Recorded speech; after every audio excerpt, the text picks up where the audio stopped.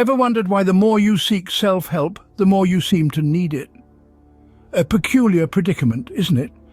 Welcome to the world of the self-help industry, a sphere that's been booming like never before.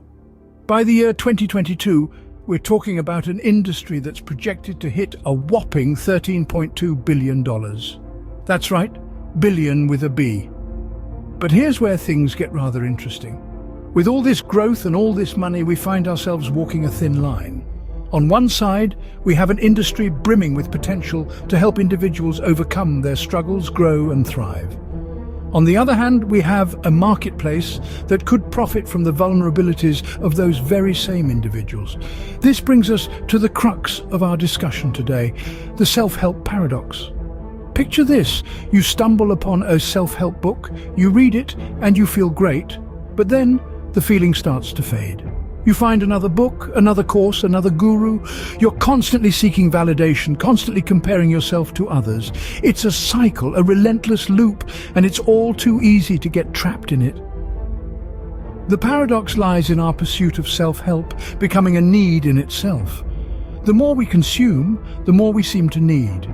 It's like quenching your thirst with salty water. This concern isn't just about creating a dependency, but also about the potential for exploitation. Are we helping people navigate through their struggles, or are we just capitalizing on their quest for betterment? This brings us to an important question.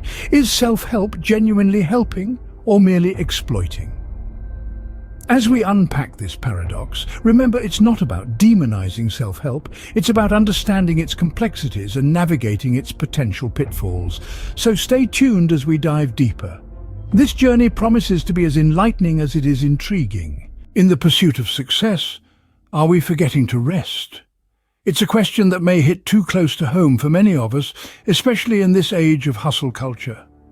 This culture, this environment that we've created, glorifies constant work, pushing us to the brink of our abilities and often beyond. But what are we sacrificing in this relentless pursuit? Our sleep, our peace of mind, our relationships, our health? The hustle culture tells us to prioritize work above all else, but at what cost? It's a question worth pondering. Imagine a life where your worth is measured solely by your productivity, where you're constantly racing against the clock, chasing deadlines and burning the midnight oil. It's a life where rest is seen as a luxury, not a necessity. It's a life dictated by hustle culture. This relentless drive can lead to burnout, stress, and a multitude of other health issues. It's not just about the physical toll either. The mental and emotional strain can be just as, if not more, damaging. We're human beings, not machines. We need to rest, to recharge, to refuel. Perhaps it's time we reevaluate this culture of constant hustle. Yes, success is important. And yes, hard work is often required. But there's a difference between working hard and working yourself to the ground. There's a difference between being productive and being constantly stressed. There's a difference between hustle and harm. It's important to remember that our priorities matter, our health matters, our relationships matter, and our peace of mind matters. It's time we shake off the shackles of hustle culture and start prioritizing what truly matters to us. It seems that hustle culture may be doing more harm than good. It's a sobering thought, isn't it? But it's also a wake-up call. A call to action, a call to change, a call to balance, and most importantly, a call to rest. Before we proceed any further, please take a moment to hit the like button and subscribe to our channel for more insightful content.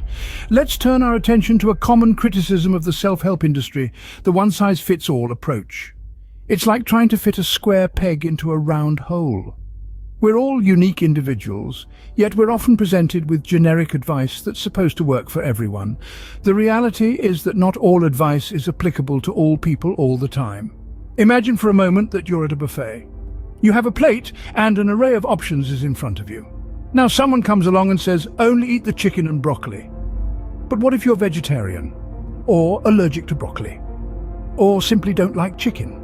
Suddenly, that advice is not only useless, it's downright harmful. That's the problem with a one-size-fits-all approach. It doesn't consider our complexities, our unique circumstances, and our specific needs and wants.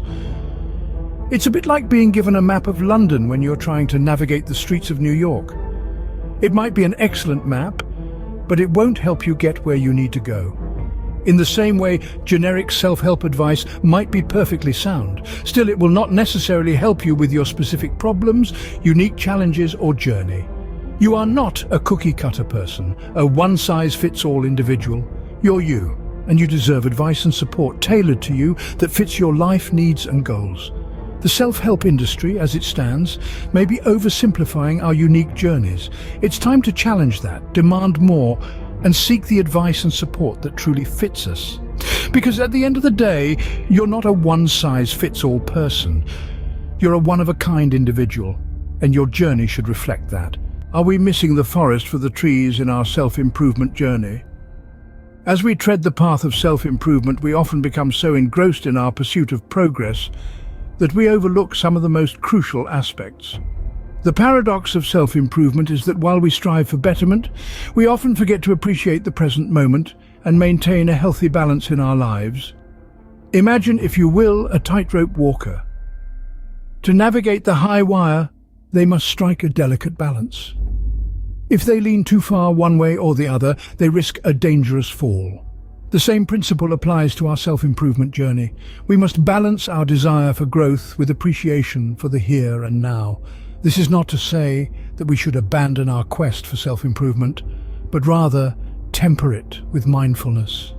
We need to savor the present moment and live it fully rather than always looking ahead to the next milestone. This aspect is often forgotten in the hustle and bustle of self-improvement, and yet it is in these moments that we find true joy and fulfillment. Moreover, the quest for constant improvement can sometimes lead us to devalue our current state. We become so focused on what we lack or what we wish to change that we forget to appreciate the qualities we already possess. We forget to celebrate our achievements, no matter how small, and we fail to acknowledge the journey we have already traveled. So let us not forget that self-improvement is not just about reaching new heights. It's about the climb, the journey, the balance, and most importantly, it's about being present in the moment and appreciating our current state of being. Perhaps it's time to rethink the way we approach self-improvement. Is there a way to navigate the self-help maze without falling into its traps? Let's consider this. As we journey through the world of self-improvement, it's vital to remember that one size does not fit all. Each of us has unique needs, experiences, and goals. Therefore, our self-help strategies should be as diverse and individual as we are. We need to tailor our path to growth, not based on what a book or a seminar tells us, but rooted in our realities. Now, here's a revelation. Rest is not the enemy of productivity, but rather its ally. The hustle culture might have you believe otherwise, but the truth is that our bodies and minds need downtime to rejuvenate. We should embrace rest, not as a sign of weakness, but as a tool for sustainable growth. Then, the present moment often slips through our fingers as we chase future goals or dwell on past mistakes. However, the present is all we truly have. Appreciating and fully engaging in the present moment can bring peace and fulfillment that no self-help book can provide. We also need to be critical consumers of self-help content. It's easy to get swept up in the promises of fast-track success and happiness, but it's essential to question, analyze, and adapt the advice to suit our individual circumstances. In the end, self-help isn't about reaching a perfect state, but about constant growth, understanding, and self-compassion. It's about becoming the best version of ourselves at our own pace, on our terms. The key lies in finding a balance in our self-improvement journey. So what have we learned today about the self-help paradox? We've unraveled quite a tale in the past dozen minutes, haven't we? We've explored the intriguing paradox of the self-help industry, a booming business set to reach a staggering $13.2 billion by 2022. It's an industry that, while offering benefits, can create a cycle of validation, seeking, and comparison, potentially leading its followers into a pitfall of addiction. We've also examined the dark side of hustle culture. This relentless drive towards constant work and productivity, often promoted by self-help content, can lead to burnout and damage mental health. It's a culture that neglects the importance of rest, relaxation, and above all, individual priorities. Then there's the one-size-fits-all dilemma. We dove into how this approach can often overlook the complexities of individual needs, highlighting that what works for one may not work for all. Let's not forget about the forgotten aspects of self-improvement. We've discussed how the pursuit of self-improvement often neglects crucial elements such as maintaining a healthy balance and being present at the moment. But all is not lost. By rethinking self-help and focusing on individual needs, balance and mindfulness, we can navigate the maze of self-improvement in a healthier, more beneficial way. Now, before we wrap up, allow me to remind you to hit that like button and subscribe to our channel. It's just a small click for you, but it means the world to us. Before we sign off, don't forget to check out our other videos for more thought-provoking content. Until next time, stay curious and stay informed.